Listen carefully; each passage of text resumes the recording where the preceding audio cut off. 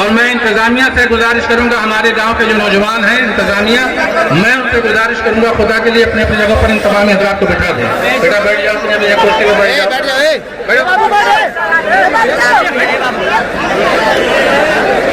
سبحان اللہ سبحان اللہ وبحمدہ سبحان اللہ العظیم لا الہ الا انت سبحانک انی کنت من الظالمین فاستجبنا له ونجیناہ من الغم وکذالک ننجی المؤمنین. آئیے ہم سب ایک بار اور نہایت ہی عقیدت و احترام کے ساتھ ساری کائنات کے مرکز عقیدت، آفتاب رسالت، ماہ تاب نبوت، انیس بے کساں چارہ سرز دردمنداں جناب رحمت للعالمین شفیع المذنبین صلی اللہ علیہ وسلم کی بارگاہ عطا پناہ میں درود شریف کی نظر پیش کریں اور پڑھیں. اللہم صلی علی سیدنا مولانا محمد وعلی آل سیدنا مولانا محمد وآلہ الکریم صلاۃ تحب ترضا صلاۃ و سلاما علیک یا رسول اللہ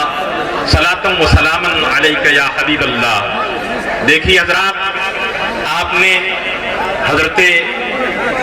نازش خطابت مبلغ اہل سنت مولانا سید محمد امین القادری صاحب نگراں سنی دعوت اسلامی مالیگاؤں آف مہاراشٹرا کا بڑا ہی پرتباک اور تلاطم خیز استقبال کیا ہے.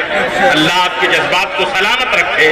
اور اللہ تعالیٰ آپ کو اس کے صدقے میں ادب و احترام کی توفیق عطا فرمائے.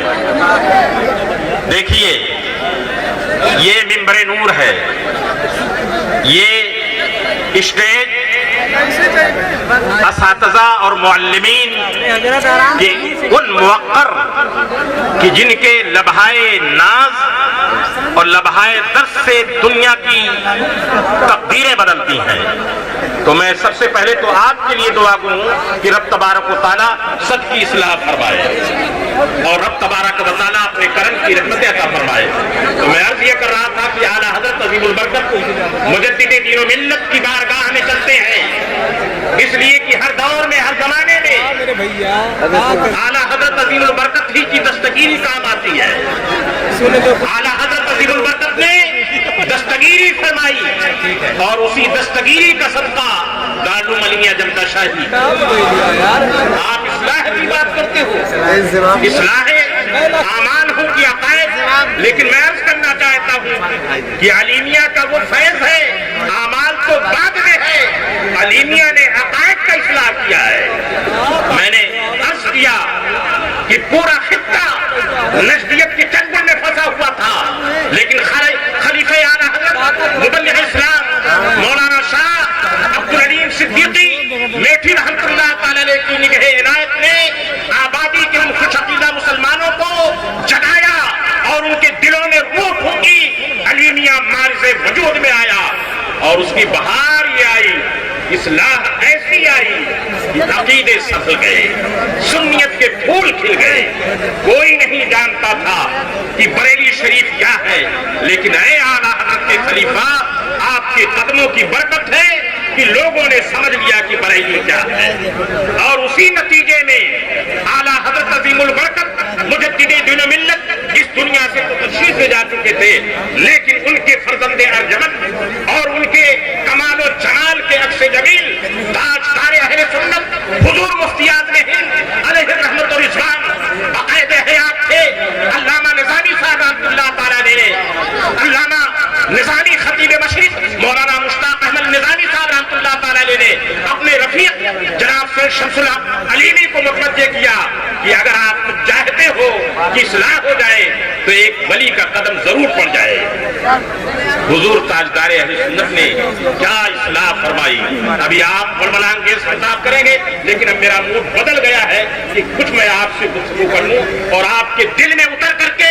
اس درد دلوں کو، سوزے دلوں کو آپ تک پہنچا دو. لوگوں، اصلاح معاشرہ یقیناً بہت بڑا عنوان ہے. اس پہ گفتگو کرنے کے لیے زمانہ چاہیے، اس لیے کہ معاشرہ کے بگاڑ کا اور فساد کا عالم تو یہ ہو گیا کہ کنبا پوجا میرہم تن ہما داغ. جس طرف دیکھیے اخلاق کے اعتبار سے، عقائد کے اعتبار سے، اعمال کے اعتبار سے ہر طرح سے بگاڑ ہی بگاڑ ہے، ہر طرح سے فساد ہی فساد ہے۔ لیکن میں عرض کرنا چاہتا ہوں دوستو، آپ نے اصلاح کا لفظ استعمال کیا ہے،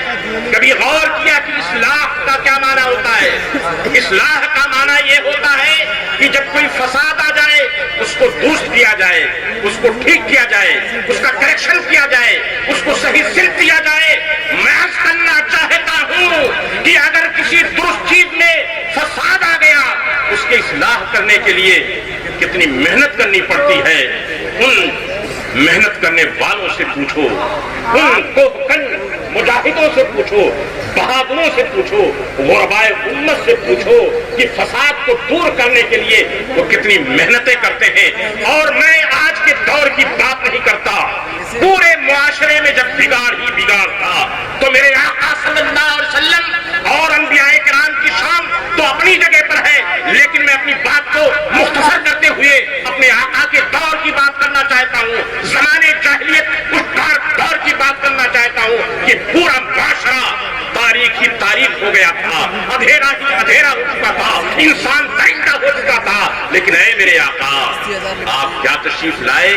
کس طرح سے آپ نے اصلاح فرمائی کہ قرآن تو خود فرماتا ہے لقد من اللہ علی المؤمنین اذ بعث فیہم رسولا من انفسہم یتلو علیہم آیاتہ ویزکیہم۔ وہ اللہ کا پیارا حبیب جب تشریف لایا تو قرآن پڑھ پڑھ کر کے لوگوں کی اصلاح کرتا ہے، قرآن پڑھ پڑھ کر کے لوگوں کی اصلاح کرتا ہے، اور قرآن پڑھا پڑھا کر کے لوگوں کی اصلاح کرتا ہے، اس لیے کہ اصلاح کے لیے قرآن سے بڑھ کر کے اور کوئی طریقہ نہیں ہو سکتا۔ لیکن اتنی بات ضرور کہوں گا کہ قرآن تو اس زمانے میں منافقین بھی پڑھتے پڑھاتے تھے،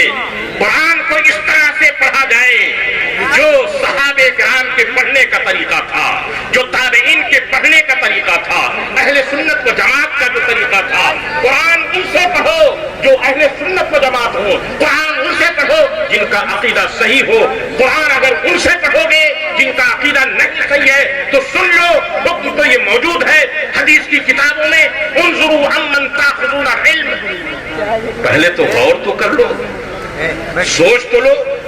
کہ تم علم کس سے لے رہے ہو۔ حکم رسول ہے کہ